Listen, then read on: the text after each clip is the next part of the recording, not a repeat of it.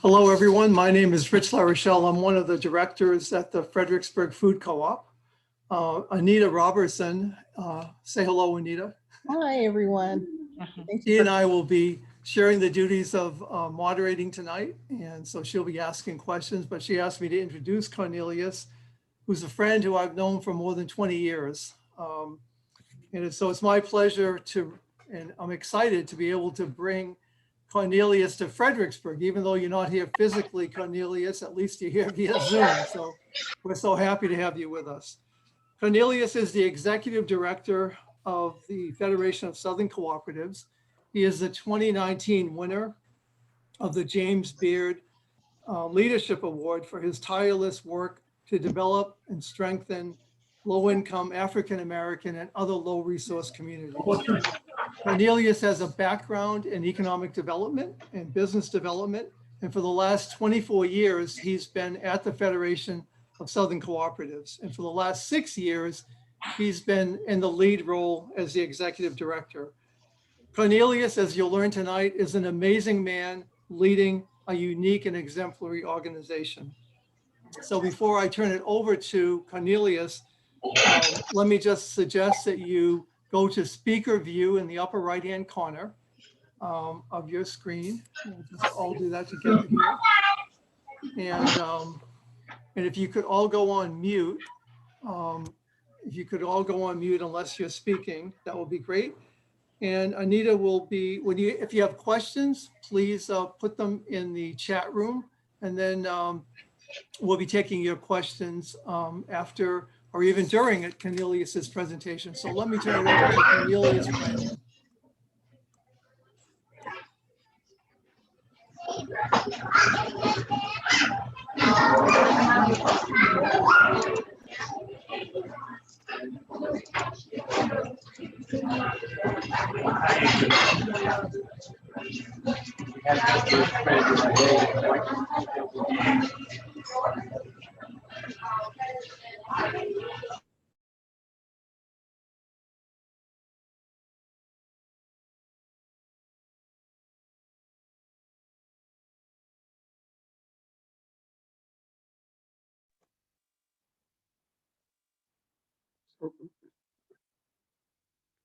Rich, I don't know if everybody can hear me now.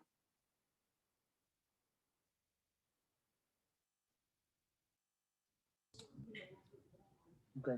All right. So, Rich, first of all, let me thanks for the introduction, and thank the Fredericksburg Food Co-op for this invitation to be here, and especially during this time during Black History Month.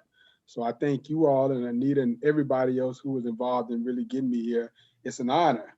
And first, let me say on behalf of our membership, our board of directors, our staff, and many of the folks who were a part of the Federation long before me and who made my being here possible, say thank you to all of them. And I come here on behalf of them to say greetings and to speak to you a little bit about our organization. And I really ought to applaud you all for doing this event on Black History Month.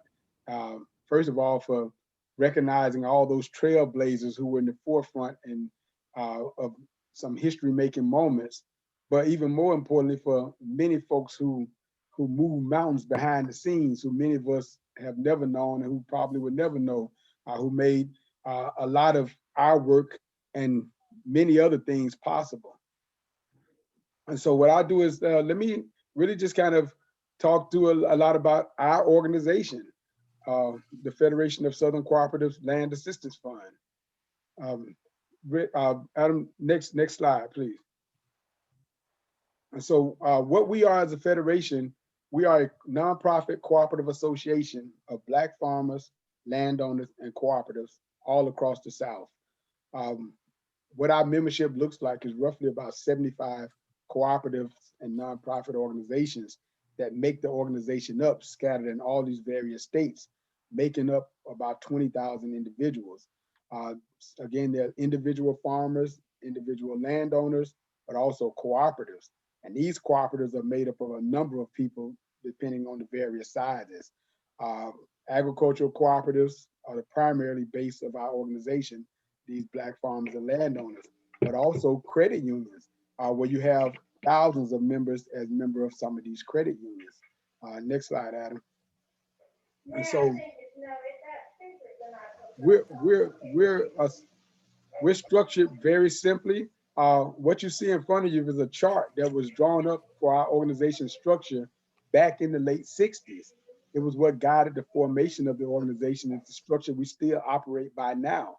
And at the top of our structure is members of these various co-ops, many Black farmers, some landowners, and other low-income residents of various rural communities who joined, who we pushed and advocated for joining these co-ops.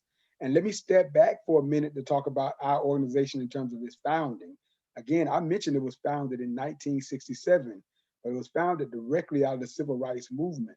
And it was founded by 22 cooperatives.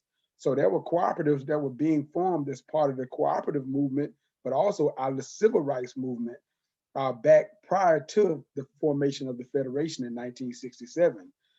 These co-ops came from all over the place. There were in Mississippi, as one example, you had farmers who were growing sweet potatoes and collard greens who couldn't get a fair price for their collard greens. They formed cooperatives to get a better price. You had farmers in Tennessee who couldn't get gas to operate their farms. They formed cooperatives so they can go across state lines to get gas so that they can operate their farms and have a livelihood. You had sharecroppers who were being kicked off their land in Alabama for registering to vote. They formed cooperatives. They formed cooperatives to buy land, to build settlements so these folks could stay in Alabama and had a place to live. You have farmers in Louisiana who had to form cooperatives. But the list goes on and on and on again. But many of these folks, the picture I paint here for you is that these folks form these cooperatives out of necessity in order to survive, in order to have some form of income, in order to have a place to live. They formed cooperatives. So cooperatives have been the foundation of survival and necessity for our communities for centuries, and for the Federation going back 54 years. But these cooperatives were the base of the foundation and the formation of the Federation of Southern Cooperatives. And again, in 1967, 22 of them came together. But again, this structure is the structure of our organization. You had these farmers, these landowners, these rural residents who would join co-ops, whether they were agricultural cooperatives, housing cooperatives, credit unions, etc. And those cooperatives in each one of these states make up what we call a state association. And those state associations are made up of these co-ops, and one member, one representative from each co-op makes up a board for a state association within our structure. And then those state associations, they appoint one person by a democratic vote to sit on the board of the Federation. And that board hires an executive director, who's me in this particular time. My predecessor was Ralph Page, and his predecessor was Charles Prejean. I'm the third executive director of the Federation of Southern Cooperatives. And my job as executive director is to employ and manage a staff that works to serve those co-ops and those members in various ways. Next slide, Adam. And so again, so our vision as an organization is basically we envision sustainable rural communities that are supported by a network of these Black farmers, landowners, and cooperatives, all based on local control and ownership, the whole basis of co-ops. And again, I mentioned that these co-ops were tools of necessity. This was a way for folks to have control over their communities, over their lives, over their labor, over their many things. And so being the basis of their survival. Next slide. Our mission is simply to be a catalyst for the development of self-supporting communities through cooperative economic development, land retention, and advocacy. That's been our vision, our mission for 54 years and continues to be. Next slide. And so as an organization, we have offices all around the South. That chart shows you some of them. But our work is focused around three major things: cooperative economic development, land retention, and advocacy. forming cooperatives as a tool or basis for building wealth in these communities. It was what has, again, has gotten farmers and landowners a motive of sustainability over these years. But also land retention, maintaining the land base in these Black communities. There's a big problem with land loss in the Black community, more than just about probably more than any other community. And one of our focus areas is really maintaining that land base and advocacy, advocating for programs and policies that support farmers, landowners, cooperatives, and rural communities. We do our work through a number of programs, but we focus on our regional aspect. Our organization is a regional organization, and we focus around these regional centers that we've developed and many of those regional activities. We have a rural training and research center located in Epps, Alabama, which is something that was formed back 50 years ago now in 1971. We have a certified regional agroforestry center that we had an MOU with the National Resource Conservation Service, the National Agroforestry Center, and others that made up this regional agroforestry center where we would provide services to Black farmers and landowners to make sure that they manage their forests. A regional co-op development center. And the basis of that regional co-op development center are these certified co-op development centers that we have, one in Alabama that we host, one that's facilitated by our state association in Mississippi, the Mississippi Association of Cooperatives. But we tie all of that work together with the work we do in other states as the formation of a regional co-op development center. And then last but not least, a regional heirs property and mediation center. The basis of land loss, one of the bases of land loss in our communities, in our country, has been around heirs property issues, where you have heirs of these lands who pass on, well, I'm sorry, you have landowners who pass on or farmers who pass on, and they don't have a secure title and they leave that property to all of their heirs. And as you can imagine, over generations, these heirs grow and the ownership or the fractionation of that land grows. And it creates a challenge because there's no clear title and there's problem accessing resources and services because of that fractionated land. So around our regional heirs property center, we focus on these landowners to make sure that they can clear up their titles and deal with this heirs property issue in a way that's conducive to accessing resources and programs. But also we do mediation. We're a certified mediator in several states, Mississippi, Georgia, and Louisiana. And we work with other mediators in other states like Alabama to provide mediation services to farmers to make sure they don't lose their land, that they're not foreclosed on. And it forms the basis of our work and looking at doing mediation with families around heirs property issues as well. Next slide.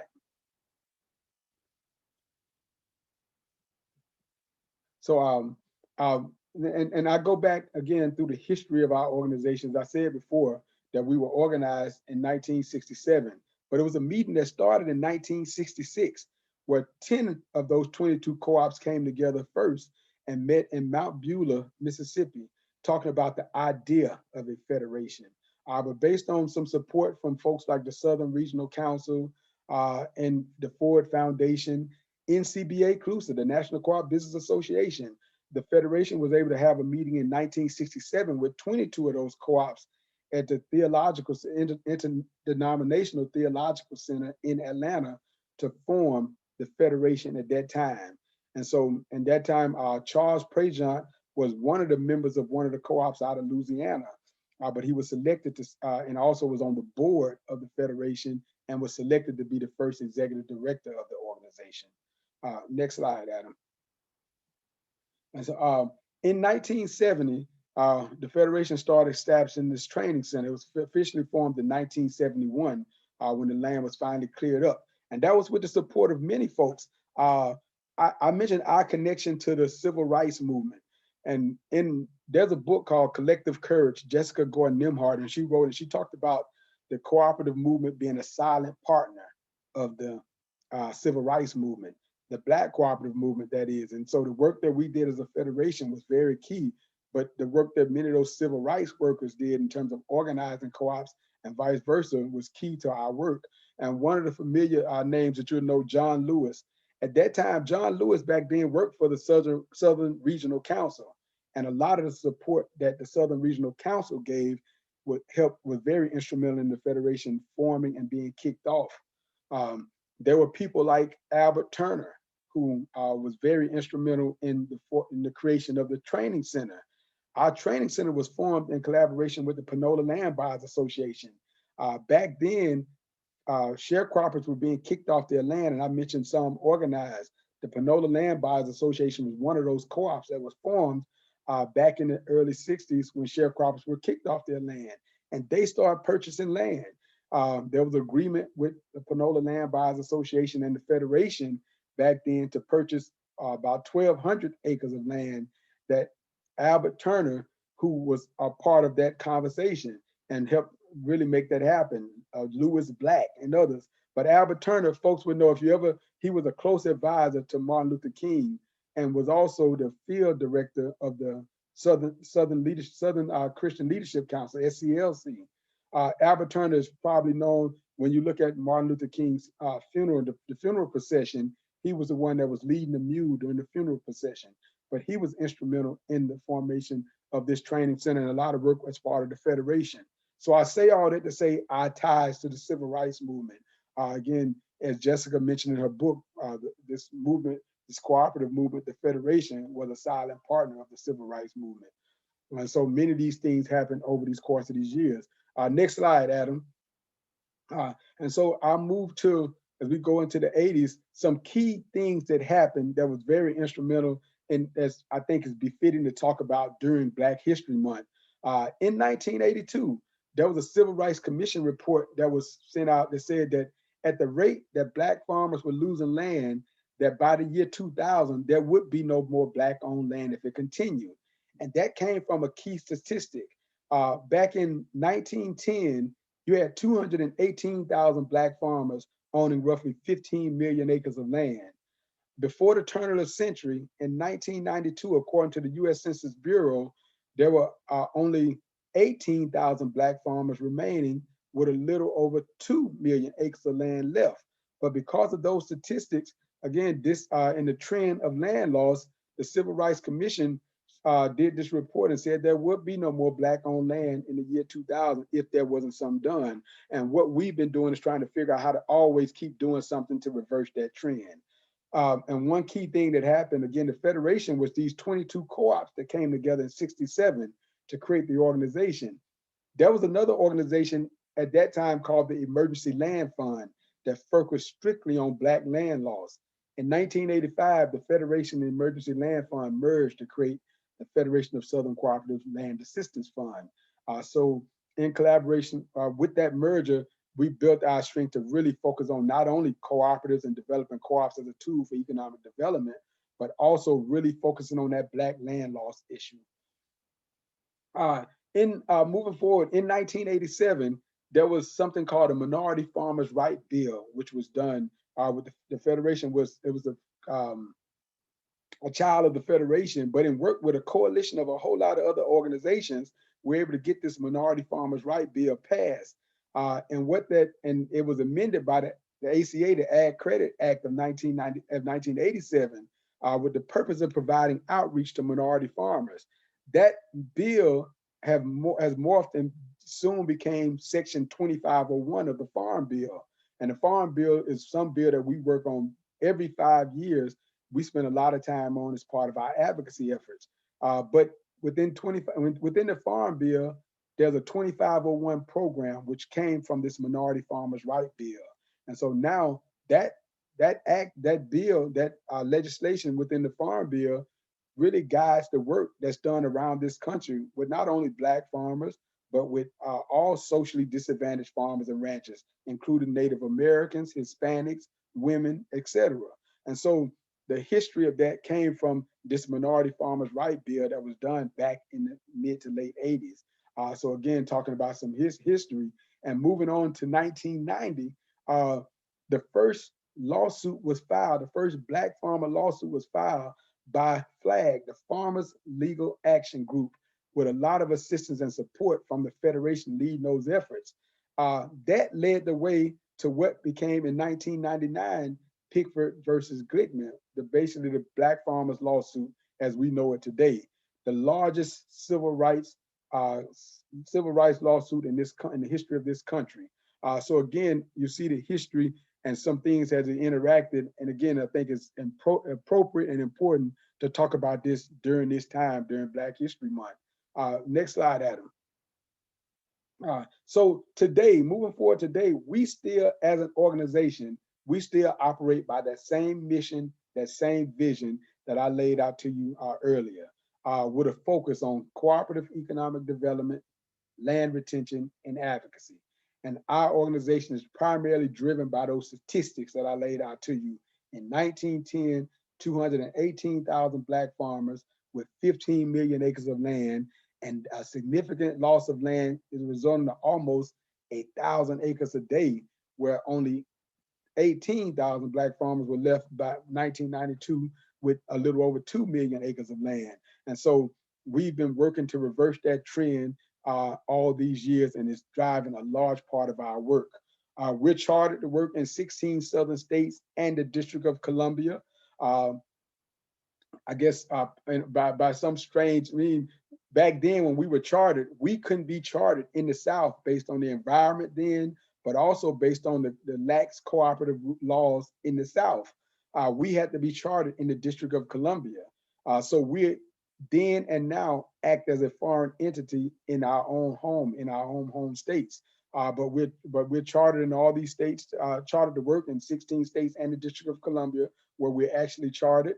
And these 16 states include Virginia.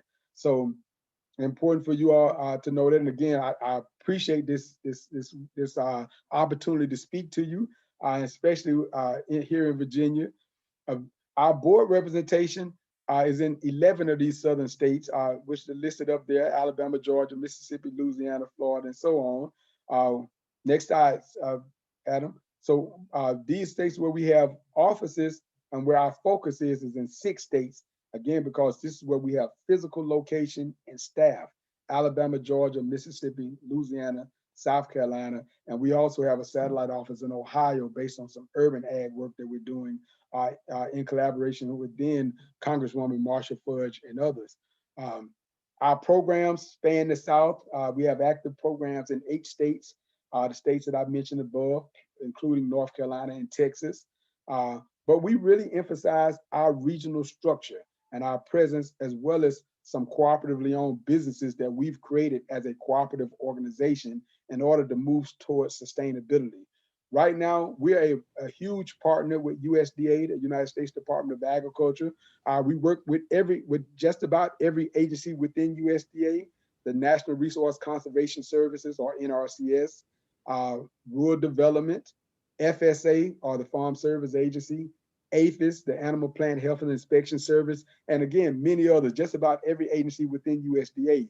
And we've been able to be great partners over the years, even in a time where there's trouble. Again, we've always looked at it as a marriage, if you will. And you know how marriages go, there's ups and downs. There was this lawsuit that happened between Black farmers and USDA, but it hasn't stopped the partnership and the dependence upon each other.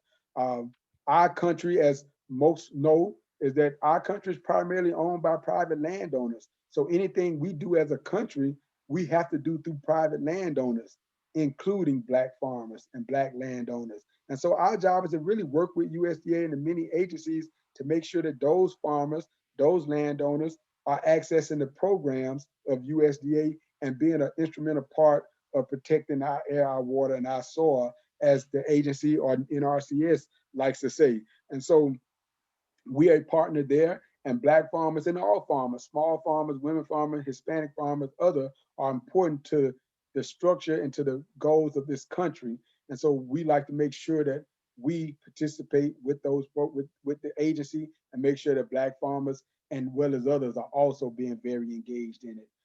We also have international relationships. We worked in various other countries, and really just making sure that there's a tie between Black farmers in our country and Black farmers all around the world, but small farmers in general. And how do we work together through these tight relationships as well as other programs?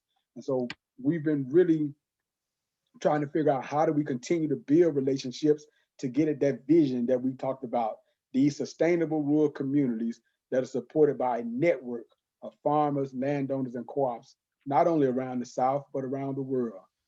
Next slide, Adam. Cornelius, we have a couple questions. One of the questions we have been asked is, what are the top issues you see confronting Black farmers today? Thank you for that question. And one of the major issues, and going back to those statistics around land loss, but still facing Black farmers, is the issue around heirs property. We estimate as an organization that there's about 60% of Black farmers who have their land is in heirs property. Again, meaning there's no clear title. There's not one owner, but all these heirs because of a death in the family, and there was never a will or an estate plan done. And because of that unsecured title, farmers and landowners don't get the access to many services. At one point, you couldn't access many of the USDA programs if you had heirs property. Those are the things that have been worked on over the years, and we've worked on as part of the advocacy efforts, really making sure that heirs property is not a barrier to these programs. There was some new legislation that came out a couple of years ago that was authored by sponsored by Senator Doug Jones in his office and others, where now the heirs property issue is not a big issue as it was, but there's still a lot more work to be done. So heirs property would be is one of the bigger ones, but also things like getting real access to credit. Most Black farmers are small in nature. They're operating somewhere in the neighborhood on average of 100 acres, which is relatively small. And so, and accessing credit has been a challenge. Many Black farmers are getting their credit out of USDA, the Farm Service Agency. The challenge there is that you graduate out of that system after 7 years. And so if you don't have a relationship beyond that and able to get some with a traditional banker, you're farming out of your pocket, so they'll say. So those are the two of the major issues, but there's also the issue of still discrimination that many Black farmers deal with. So those will be, I would say, the top three issues that Black farmers deal with. All right, and another question is by Tony. Are there sister federation chapters in other parts of the country, like the Mid-Atlantic, the East Coast, or the Midwestern states? Not that I know of. I would venture out to say we're the only organization of our kind in terms of an organization of Black farmers, landowners, and co-ops that's owned by those Black farmers, landowners, and cooperatives. We are, again, of a cooperative association of all these folks. I don't know of any organization made like that. Again, our charter came out of DC, the only place we were able to get this kind of charter. And I don't even think you can charter like this now. But we do work with many other partners all around the country. So what we have these state associations throughout the South, ranging from, again, Mississippi, Alabama, Georgia, South Carolina, et cetera. But we do work closely with other organizations around the country, but may not be similarly situated as us. But the National Family Farm Coalition is one example, and it's a coalition of family farmers. So there are many we work with, but there's no sister organization, if you will. Okay. Another question that came in by Rich. I understand the Federation is chartered to do business in Virginia. Will you accept members in Virginia? And do you have any plans to work here in Virginia? Yes, and thanks, Rich. That's a great question. Yes, anybody in the states where we're chartered, those 17 states, including the District of Columbia, any farmer, landowner, or co-op in those states legally could be a member of the Federation of Southern Cooperatives.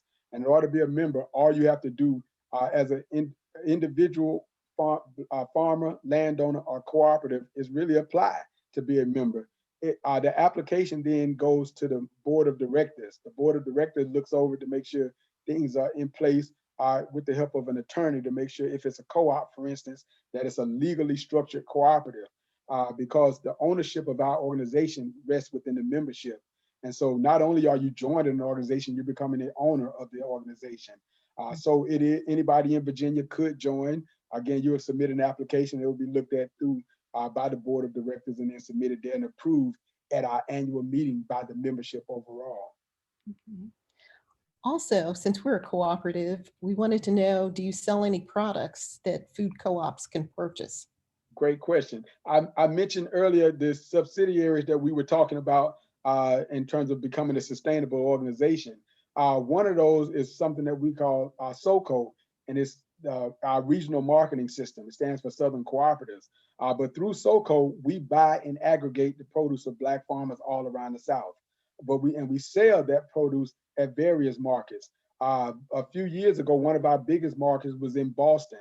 We were selling in a partnership with Equal Exchange and Red Tomato to be the storing point for us where we would distribute out. We were selling to Whole Food, Bread and Circus, Harry Teeter's, and others.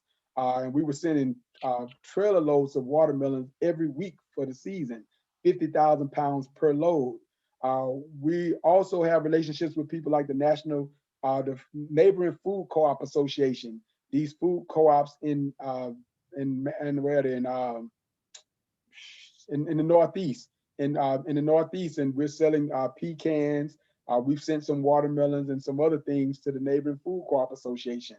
We're now working on a deal in the Bronx in New York where we're sending collard greens and sweet potatoes. So yes, we aggregate the supply from Black farmers and co-ops all around the South, and we look for markets actively. So I hope after this call that we will have a relationship established with the Fredericksburg Food Co-op there, and maybe there's some opportunities to supply pecans, watermelons, collard greens, or something there.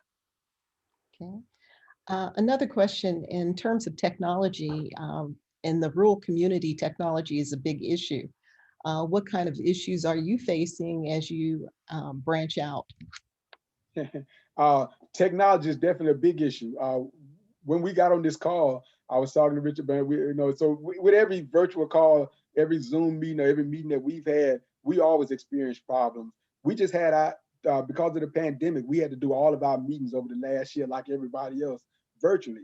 It was a huge challenge for us because as an organization of farmers and landowners and in these rural communities, most of our folks didn't have access to it. So we ended up going with Zoom because Zoom allowed us to have call-ins to these rooms, because we would have pretty much half and half. Half of our folks would just be on the phone calling in, and the other half would be using technology if they were in some metro area or some of our partners. So broadband is a huge issue for us. We're working very closely to try to figure that out. Most of our membership, most of our staff, most of our offices don't have it. My office is in Atlanta, Georgia, so we're okay. But we have all of our field offices in rural Mississippi, rural Georgia, rural Alabama. They don't have the same technology. So our meetings are unevenly yoked, if you will, and our folks have challenges getting on, so we fight that. And as a matter of fact, we're trying to update many of our systems. And right now we're getting people like AT&T and Verizon and others telling us that, well, we can bring the technology up so far, and then you would have to pay the cost to get it that last mile. And we're saying, well, how do we do that? And so we're trying to really put a cost on it, because part of our advocacy efforts, we want to go back to the administration and to others talking about, here's what that looks like. Here's the challenge. Because right now the conversations about broadband are being very abstract, and we want to put numbers to it. We want to put real faces to it. The best we've been able to do lately is work with some of the companies around in Alabama to put satellites on our buildings and stream some of the stuff in through these satellites. I've been with the Federation for 24 years, and Rich introduced me. And when I came to the Federation, it wasn't long before that, before our training center in Epps, Alabama was on a party line. And most of you probably don't even know what a party line is. We would have to call from the training center and talk to Miss Marjorie down the street and say, Miss Marjorie, patch us on over to Mr. Brown's house. That was the system we operated, and again, in my lifetime. And I guarantee that many folks around this country weren't still operating on that system 20-some years ago, but we were. And so that's the technology we have at our training center. And so it is a challenge, it is a struggle, but we work through those, and we constantly advocate for those programs and resources to bring us into those into the 21st century, if you will. But we're working with partners. These rural electrics. These rural electrics have brought electrification to the country, and we think that's the vehicle to bring broadband to all of these communities. And most of our members, most farmers and landowners are members of these rural electrics. And so we think there's a plan, there's a will, and there's a way to really get this done. But right now it is a huge challenge. Okay. Is there anything, Nancy asked, that we can do as individuals to support your work? Nancy, that's the best question that's been asked. So one, I would say to you, we have a website, and so I really encourage everybody to go and see a lot more about our work. www.federation.coop, COOP. And so you can look and see a broad range of the work that we do, but more importantly, you can see a broad range of way to support us. We have a capital campaign where we're trying to raise dollars to do certain things, and one of those is to create a revolving loan fund that deals with this heirs property issue, so we can clear that up. One of them is to raise funds to deal with the infrastructure until we do get broadband, to deal with things at our training center. Our training center is in Epps, Alabama. We're sitting on 1,300 acres of land. We're the largest employer in that community, but more importantly, we're the largest service provider in that community. We, the Federation, own those 1,300 acres of land. We also own a multifamily housing subdivision 3 miles down the road, which is the largest subdivision for families there, the most affordable subdivision. 100% of them are below the poverty level. It's 100% subsidized by HUD. We also own the health center, the only health center in the community. So folks are not going to a normal hospital. They're coming to the health and wellness center. We were not allowed to call it a medical facility because the doctors in the surrounding communities pushed against it. We have to have doctors come in once a month to do blood pressure checks and things of that nature. So you're still talking about communities where people don't even have access to adequate health. And that's what we do as an organization. So there's a number of things we do. There's a number of ways to support. There's ways to become members. There's ways to become what we call sustaining partners. And so I would invite any of you, each of you, all of you, to become a sustaining partner if possible. If there's a way to connect with this co-op, just providing markets is another way that you support. There's a number of ways. And so we look forward to connecting in any of those. Well, you do some heavy lifting, but what is your biggest challenge as the executive director? Managing staff. Managing staff. No, but that's true. But also, as you mentioned, there's a lot. We're a staff of 50 people, but we're spread out amongst all these states. And so our largest office has 10 or 11 staff in it. The smallest has 2. But the work is the same in every one of these states. And not only is it around our mission work, cooperative economic development, land retention, and advocacy. I mentioned to you that we're one of the biggest partners of USDA. My challenge is really continuing an organization that's so dependent on restricted dollars. So 75% of our resources come from the Department of Agriculture because we have these agreements with all these different agencies, and those are very restricted dollars. And many of the programs we have with private foundations are restricted dollars. And so we have work that's very unrestricted work in terms of the work that I mentioned, these health centers, this housing, cooperative development, doing advocacy work around land retention and others.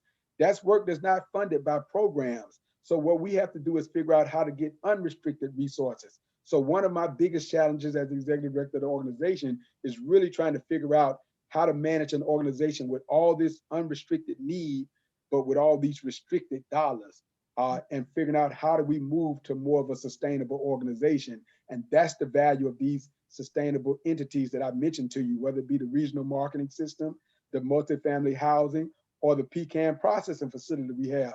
Looking for markets, looking for partners to supply products that benefit our membership, these Black farmers, these landowners, but also create this stream of unrestricted dollars. And really working in that sphere is one of the bigger challenges, if you will. Tony asked, are there any crowdfunding efforts to acquire more land, manufacturing plants, distribution plants, trucks, etc.? And are there any open opportunities to invest in growing the Federation? Tony, that's a great question. There isn't anything formal at this point that I know of. We've been bringing on younger staff. One of the challenges, so again, I mentioned numerous challenges, but I've been executive director for this organization for 6 years. And but I've been with the organization for 24 years. And up until maybe about 10 years ago, they would finally refer to me as the baby of the organization. and not because I was so young, just because they were so old. Most of the folks in our organization have been in this organization for 54 years. So we have staff who are starting to transition out, and we've gone over the last 6 years through a transitional phase. Rich mentioned knowing me for 20 years, but Rich knew my predecessor, Ralph Page, longer. Ralph was executive director for 30 years of the Federation, and I came in working under Ralph. But after Ralph transitioned the organization to me, we started transitioning many of the other positions as well. So we've had folks that we're starting to bring in. But I'm saying all that to say that our challenge, the challenge in farming is that there are not many young farmers. But the challenge in this organization where there were not many young staff. And so we're starting to transition that way. And as we bring on younger folks, they've been starting to talk about these things, how we do some fund sourcing and all that. But one of my other challenges is slowing them down enough to really understand the history of this organization, understanding the breadth of the organization, and to understand if you move too fast and you go to, you want to do FaceTimes or you want to do text, you got to realize who we are. The average Black farmer is 65, 67 years old. So now you lose the core of the organization. And so really trying to be a balance between that younger staff that we bring on and the core of the organization, those farmers, those landowners who are much older, creating that world where there's a balance is also a challenge. And so I answer that question saying these things haven't been thought about yet formally, but in some isolated ways. And it's been some of our younger folks who have coming on who are thinking, and I've been the problem with them because again, I've been slowing them down until we all understand what exactly they're talking about. Okay. Janice asked, can you describe or highlight some of the successes of your international efforts? No, definitely. So there have been quite a few. So we've had relationships in Africa. We've worked in various parts of Africa, South, East, West, and North. I was fortunate enough to be on the first trade mission of the United States to Africa back, I think about 22, 23 years ago, where the United States was looking to market more actively and to work with countries in Africa. And we were on that. And from that, we continued to maintain relationships with credit unions in Africa. We did some work where we were trying to help build a co-op to market some of the natural products there. We've worked in all parts of the Caribbean. We did some watermelon projects in Jamaica. But the ones that I would call probably ones that have the most potential, we have a relationship in Haiti. We've been working in Haiti for probably 10 years, and we were working with cacao growers, cocoa basically, working with them because they were not getting the income because they were growing cocoa, but sending it to the Swiss country, to Europe and other places to get processed into chocolate, but they didn't see any of those dollars. We have a pecan processing facility in Georgia. And so we've been trying to figure out how do we get the cocoa from Haiti to put on the pecans that we do in our chocolate covered pecans and create this relationships all across the value chain. And this is one co-op and one association of co-ops to other co-ops and association. The farmers in Haiti are organized very similar to us, which goes back to a question somebody asked about sister agencies. They're the closest thing we've seen, an organization called FECANO, FECCANO, and it's a federation of cocoa producers in Haiti. And so we've been working as a federation of Black farmers and landowners in the States to really work closely with them to build that out. It's been a project over 10 years now. So we've been continuously trying to figure out, but again, our challenges in these unrestricted world and working with these unrestricted projects with all these restricted funders that we have. And that's the problem. So it takes us forever to build a project like that because of those limited resources. Right. Another question we received is, do you have any programs that help teach the newer or the younger generation how to farm, such as the Future Farmers of America program for minority children? So I mentioned three things here, and I start on oldest to the youngest. We have ongoing relationships with every 1890, every Black land grant college in the South. We work with Tuskegee University, and they send their students over, their vet students, to our training center to work on our livestock. We have roughly 100 head of goat at our training center, plus the membership in the surrounding communities have cows, goats, etc. But Tuskegee, for the last 32 years, I think, have sent their students to us to really get a hands-on experience working with these farmers in these communities. And these Black farmers who have very limited resources are getting access to high quality veterinarian services. We work with Alabama A&M on their forestry program. They send forestry students to us to really learn how to do forest fire burns, control fire burns, and learn techniques to really control forest fires around the South and beyond. We work with Southern University. They send their law students to us to learn about the heirs property issue. We send them out to all states in the South to really get a better handle on heirs property, but also to work with some of these landowners who are having these issues. And what we hope is that they go back, and when they become these successful lawyers, they have this heirs property issue in their head. We've been able to create a network of attorneys, and many of them came out of these programs. So on the college level, that's what we do at many of these 1890, these land grant colleges. But we also work with Auburn University, University of Florida, Clemson University, and others around climate change issues in dealing with their students. Now, on the more on a high school level, we have something called Cofer Youth Project, where we bring about 10 to 20 youth at our training center every year. We give them an acre of land to work on, and they do an economic development project at that acre, on that acre. We also have a new and beginning farmers program dealing with all age of farmers, and that's in collaboration with USDA and one of their agencies.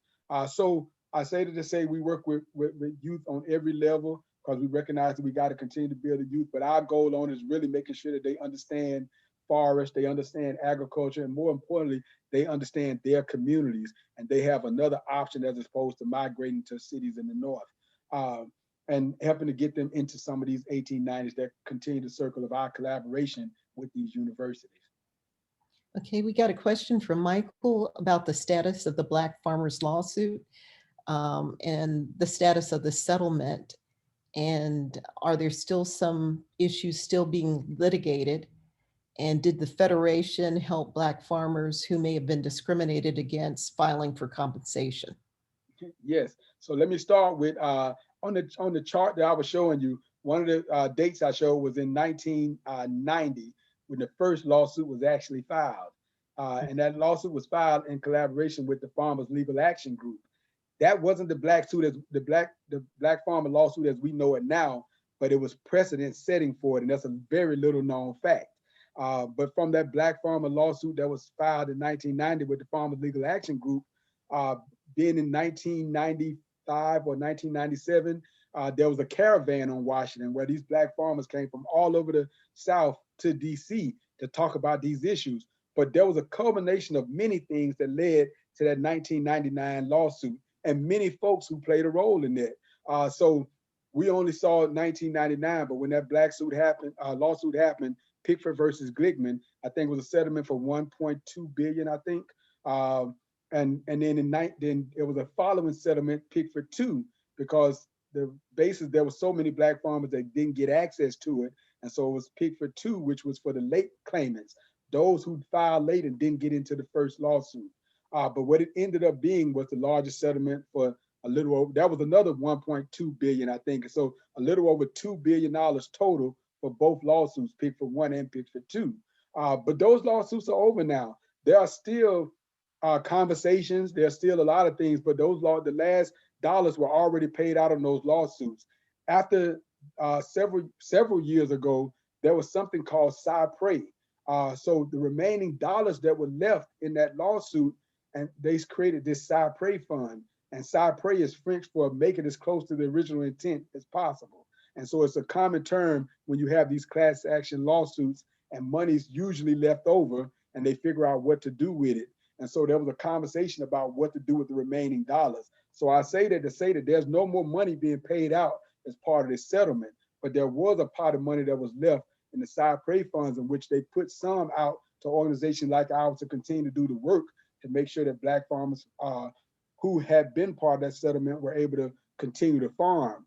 But there's still remaining dollars out there they're trying to figure out what to do. And one of the things that we propose to do with it is create this Black Farmer Financial Institution. It's gotten a lot of credit, and we've been doing work over the last couple of years to create an institution where black farmers can borrow money from themselves, a credit union, a cooperative. And so the value of cooperatives, I mentioned, go all the way back before the 60s, uh, uh, centuries, but especially during the civil rights movement and beyond, how important they've been to the history of our communities, but also to the history of this country. And so, and it's another way. And so those are the things that are thinking now. But to answer your question directly, Michael, the lawsuit is over and there's no more money being paid out from the lawsuit itself. Would this opportunity for loans be only available for African Americans, or would it be available for other minorities or other people? So one of the things, and what we try to do is try to many of our all socially disadvantaged farmers and ranchers have issues, and many of them are similar, but so many of them are different. And so we've been working with many of our partners, the Hispanic community, the Native American community, and others, to try to figure out how do we collaborate together. And what we've talked about and what we found that sometimes is better to create these things independently to serve those needs, but work with each other to replicate that. And I say that because the Black Farmer lawsuit as one example, since we just talked about that. That spurred the way for the Hispanic farmers lawsuit, for the Native American lawsuit that came after that. So it set precedents and it made opportunities. And we see this Black Farmer Financial Institution as one and the same, a way to create an institution that we can create and then others will have a pattern to follow. I know that the Native Americans are doing something similar. The Native American farmers are doing one on their own. So we think there are ways to create these and replicate them. But to answer your question, there's also something called the Justice for Black Farmers Act that was sponsored by Senator Cory Booker's office, Senator Elizabeth Warren, and I think Senator Gillibrand. One part of that Black Justice for Black Farmers Act does have something similar in it, and it talks about creating this big Black Farmer Financial Institution that will allow all to access it. So there's a number of things that are going on, but whether folks are allowed to access it or not, we work in collaboration with many groups to say, how do we create things that benefit us all, or create things that set a model to replicate. Okay. I know time is an issue and we have quite a few more questions. Rich, can we continue with the questions or? Yeah, why don't we continue a few more minutes if you are okay with going just a few minutes over, Cornelius? You got me. Okay. Well, you're doing such a great job and your work is so impressive. Why don't we just go another 5 or 10 minutes if that's okay? All right. One of the questions that we received was about the relationship of the Federation with USDA and I guess the challenges of that relationship in the past. What's your outlook for the relationship with USDA? I know there was a lot of contention with the new Secretary of Agriculture. Could you give us some insight? No, gladly. So I've always described our relationship with USDA again as a marriage, and I'm married, so I know the challenges of being married, and so there's ups and downs, but it's a dependency upon each other the way I look at it, and so we've had a relationship with USDA going back even before I came to the Federation. It's been at least 40 years, and so again we work with every agency. And we work through every administration. For us, it doesn't matter who's the president, who's the Secretary of Ag. We rely on USDA to really make sure that farmers, Black farmers, get access to the resources that every other farmer in this country gets access to.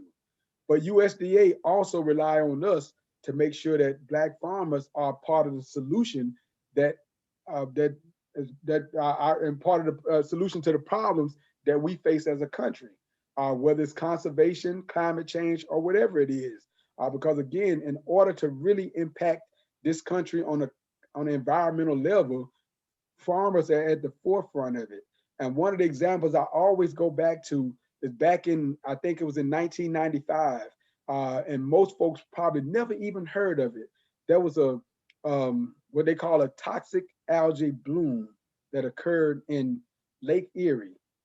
In the whole city of Toledo, Ohio, 500,000 people were without drinking water or any kind of potable water for weeks, almost a month. And it was before the Flint situation. But USDA, the NRC, the National Resource Conservation Service of USDA, were tasked with cleaning that up.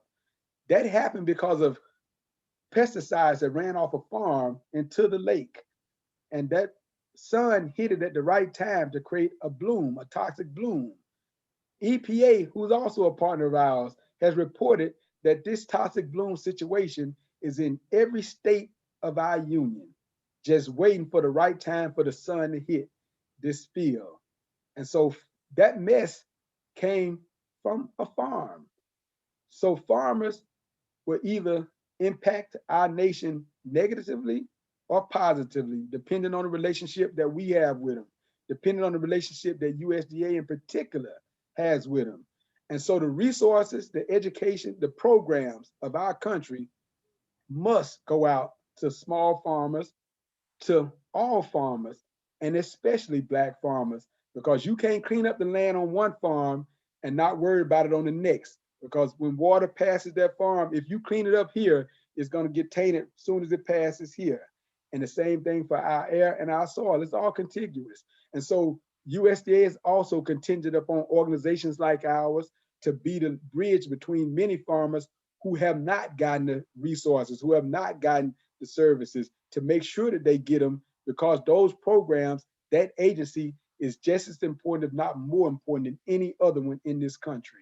And so our relationship is like a marriage. We've had to play the role where we had to organize farmers for the Black farmer lawsuit because they weren't getting the resources. But we've also had to work with them to make sure that Black farmers did get the resources and the programs. So it's a marriage, it's a relationship that's dependent upon each other. And I'm excited about where we're going. There has been a lot of contingencies with the new secretary, Secretary Tom Vilsack. Tom Vilsack was the secretary previously under the Obama administration. There were some good things the administration did at that time, but there were some things that weren't done. But the history of Black farmers and the problems of Black farmers go well beyond Vilsack and the previous administration. For me, this is an issue about the systems in our country and about the policies of our country, because until we address those, it doesn't matter whether it's a Republican or a Democrat in. It doesn't matter if it's Tom Vilsack or Sonny Perdue.